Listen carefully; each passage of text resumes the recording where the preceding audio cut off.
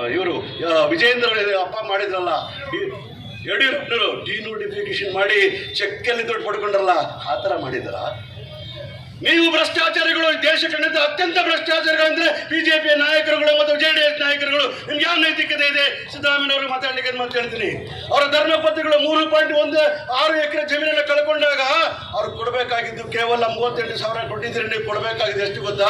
3.16 ಎಕರೆ ಜಮೀನು ಕೊಡಬೇಕಾಗಿದ್ದು. ಯಾಕಂದ್ರೆ ಅದು ನೋಟಿಫೈಡ್ ಆಗಿ ಜಮೀನ ಡಿನೋಟಿಫೈಡ್ ಮಾಡಿ, ಡಿನೋಟಿಫೈ ಆದ ನಂತರ ನೀವು 3,000 ಹಂಚಿದ್ರಲ್ಲ, ನೀವು ಮಾಡಿದ ಅಕ್ರಮಗಳಿಗೆ ಆ ತಾಯಿನ ಹೆಸರನ್ನು ತರ್ತಿರಲ್ಲ ನೀವು. ಈ ಕರ್ನಾಟಕ ಯಾರು ಕೂಡ ಸಿದ್ದರಾಮಯ್ಯ ಧರ್ಮಪತ್ನಿ ನೋಡಲೇ ಇಲ್ಲ, ಅವ್ರ ಸಾರ್ವಜನಿಕ ಜೀವನದಲ್ಲಿ ಕಾಣಿಸ್ಕೊಳ್ಳೇ ಇಲ್ಲ. ಅವ್ರ ಹೆಸರನ್ನ ಬೀದಿಗೆ ತರ್ತಿರಲ್ಲ ನೀವು. ಎಂತ ನತದೃಷ್ಟರು ಅಂತ ಮಾತು ಹೇಳ್ತೀನಿ. ಏನು ಹೆಣ್ಮಕ್ಳಿಗೆ ಗೌರವ ಕೊಡ್ತೀವಿ, ಇದೇ ನಾನು ಮಾತನ್ನು ಹೇಳ್ತಾ ಇದ್ದೀನಿ. ಸಿದ್ದರಾಮಯ್ಯನವರಾಗಿ ಸಿದ್ದರಾಮಯ್ಯ ಕುಟುಂಬದವರು ಎಂದೂ ಕೂಡ ಅವ್ರ ಮನೆಗೆ 1 ಇಂಚಿನೂ ಕೂಡ ಅಲಾಟ್ ಮಾಡಿಸ್ಕೊಳ್ತಾ ಸಂದರ್ಭದಲ್ಲಿ ನೀವು ಆರೋಪಗಳು ಮಾಡ್ತಾ ಇರ್ತಕ್ಕಂಥದ್ದು ಎಷ್ಟು ಸತ್ಯಕ್ಕೆ ದೂರವಾದ ವಿಚಾರಗಳನ್ನು ಮಾತಾಡ್ತಾ ಇದ್ದೀರಿ. ಆ ಕಾರಣಕ್ಕೋಸ್ಕರ ಹೇಳ್ತಾ ಇದ್ದೀನಿ ಕೇಳಿ.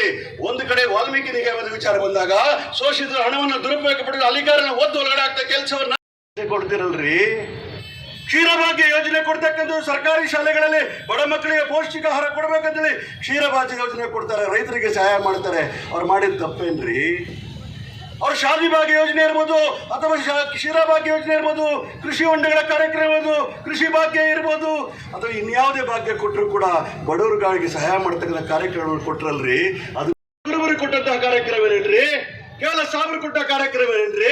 ಕೇವಲ ಬ್ರಾಹ್ಮಣರು ಕೊಟ್ಟ ಕಾರ್ಯಕ್ರಮ, ಬಡವರಿಗೆ ಕೊಟ್ಟ ಕಾರ್ಯಕ್ರಮ. ಎಲ್ಲ ಬಡವರ ಹೊಟ್ಟೆ